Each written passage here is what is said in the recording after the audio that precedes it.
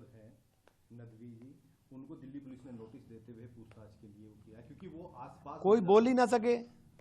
इमाम भी तो हैं, वो मस्जिद के इमाम भी तो हैं। आप मस्जिद के ऊपर जाकर के बुलडोजर चला रहे हो तो इमाम साहब क्या करेंगे, पूछेंगे तो?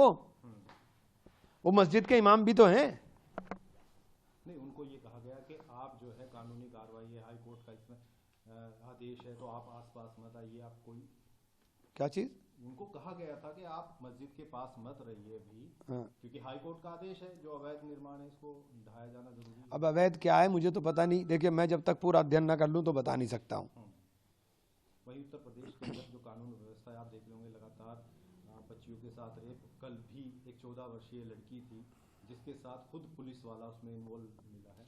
देखिए, जब आप बात करते हैं कि साहब अपराध मुक्त प्रदेश कर दिया, मैं समझता हूं इतना अपराध कभी नहीं हुआ होगा। अपराध युक्त प्रदेश है इस वक्त।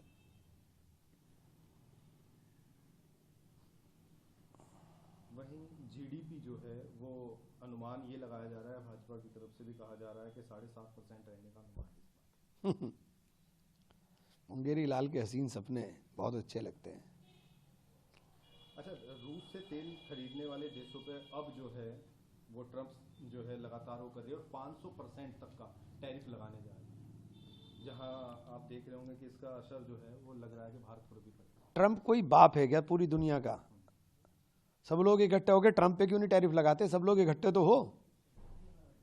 क्या कहेंगे जिस तरह से उनका लगातार? कुछ भी नहीं कहूंगा, दादागिरी चल रही है, क्या कह सकते हैं। अच्छा, पानी को लेकर चारों तरफ, चाहे वो इंदौर है, अब ग्रेटर नोएडा में भी उठने लगा है, वहां पर ग्रेटर नोएडा में भी जो है कई लोग भी। मैं अपने यहाँ के पानी के नमूने बताऊं कि हमारे यहाँ का पानी कितना विषैला है। जल जीवन मिशन के अंदर कितना घोटाला हो गया है। सारे गांव की सड़कें फाड़ दी, पानी मिल नहीं रहा है। लेकिन आपके यहाँ पे स्मार्ट सिटी का बहुत अच्छा हाल है। 3-3 फीट पानी है काजीपुरा रोड के ऊपर, चले जाइए आप नेवादा रोड के ऊपर, ना मंदिर में जाने का रास्ता है, ना स्कूल में जाने का रास्ता है।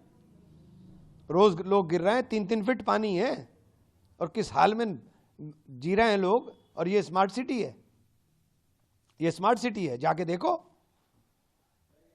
तो किस तरह देखते हैं कि जिस तरह से लगातार 900 करोड़ रुपया सहारनपुर शहर में स्मार्ट सिटी पे बताते हैं लगा है। क्या कोर्ट रोड और अंबाला रोड की सजावट ही स्मार्ट सिटी है? मलिन बस्तियों का, दलित बस्तियों का उद्धार होना आवश्यक था। पहले उनको मूलभूत सुविधाएं मिल जाएं, वो आवश्यक था। लेकिन गरीब की कोई चिंता नहीं है।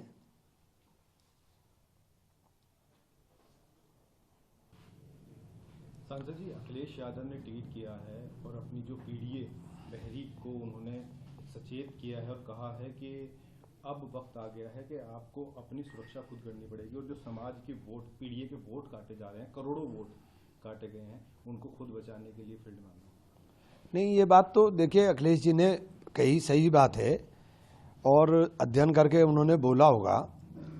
अगर इतने भारी तादाद में लोगों के वोट कटे हैं तो जो उनको सरकारी योजनाओं का लाभ मिल रहा है था वो भी ख़त्म होगा। और वोट किसके कटे हैं, क्या हुआ है, क्योंकि मैंने तो अध्ययन किया नहीं, तो इसलिए मैं तो बोल नहीं सकता। लेकिन जो उन्होंने बोला है तो कुछ ना कुछ सोच कर ही बोला होगा। उन्होंने साथ में ये भी कहा कि भाजपा सरकार ऐसा कोई काला कानून ले आएगी या आने वाले टाइम में जब काटती हैं, जिसका आपका हर जगह से, चाहे पासपोर्ट है, चाहे कोई भी सरकारी योजना है, चाहे हर जगह से आपका नाम काट दिया जाएगा और आपको इस देश से एक तरह से बेदखली कर दी जाएगी। हाँ, हो सकता है, हो सकता है। भाजपा जिस तरह के एजेंडे के ऊपर चल रही है और भाजपा के निशाने पर जिस तरह से मुसलमान हैं, बस मैं अखिलेश जी से इतना निवेदन और करूंगा कि मुसलमान इस पे सबसे ज़्यादा टारगेट पर है।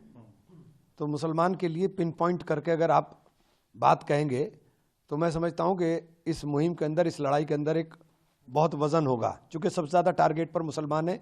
इबादत गाहें मुसलमानों की तोड़ी जा रही हैं, टारगेट एजेंडे पर मुसलमान को रखा जाता है, और मुसलमान के लिए आवाज़ बनने की ज़रूरत है। हम सिर्फ वोट बैंक ना बन के रह जाएं। अखिलेश यादव ने साथ साथ इसमें अपने ट्वीट में ये भी कहा कि भाजपा जमीन की भूखी है और यह ऐसा कोई कानून बना सकती है जिससे आपके सारे हक, धन दौलत, सोना चांदी, जमीन जायदाद सब कुछ छीन ले। सही बात है, मुसलमान के लिए तो बना दिया, वक्फ कानून बना दिया मुसलमान की सारी जायदाद छीनने के लिए, मुसलमान के वो करने के लिए। तो मैं अखिलेश जी से कहूँगा इसे थोड़ा सा बड़ा करें, वाइडर करें और उसका भी अध्ययन करें कि किस तरह से वक्फ कानून के अंदर इन्होंने जो प्रावधान किए हैं वो वक्फ की प्रॉपर्टी को बर्बाद करने के हैं, वक्फ की ज़मीनों के ऊपर ही तो नज़र है। उन्होंने सभी पीढ़ी जितने भी उनका परिवार उनसे कहा है कि खुद जाएं और अपना वोट बनवाएं। हाँ, सही कहा है, उनकी बात का समर्थन करता हूँ, उनकी बात का समर्थन करता हूँ, सबको खुद लगना चाहिए। वहीं समाजवादी पार्टी के एक नेता हैं रविदास मल्होत्रा, उन्होंने कहा कि मेरा परिवार में 5 सदस्य थे, 5 में से 3 की वोट बन गई, 2 की काट दी गई है और अब विपक्षी जो हैं, जितने विपक्षी हैं वो बड़े पैमाने पर उनकी वोट काटी जा रही है, जिसमें दलित, पिछड़े, अल्पसंख्यक और ये सब लोग शामिल हैं। दलित, पिछड़े और मुसलमान, मुसलमान शब्द इस्तेमाल करें, मुसलमान को अछूत न बनाने की कोशिश करें। जो जुल्म मुसलमान के साथ हो रहा है उस जुल्म को मुसलमान कर करके बताने का काम करें।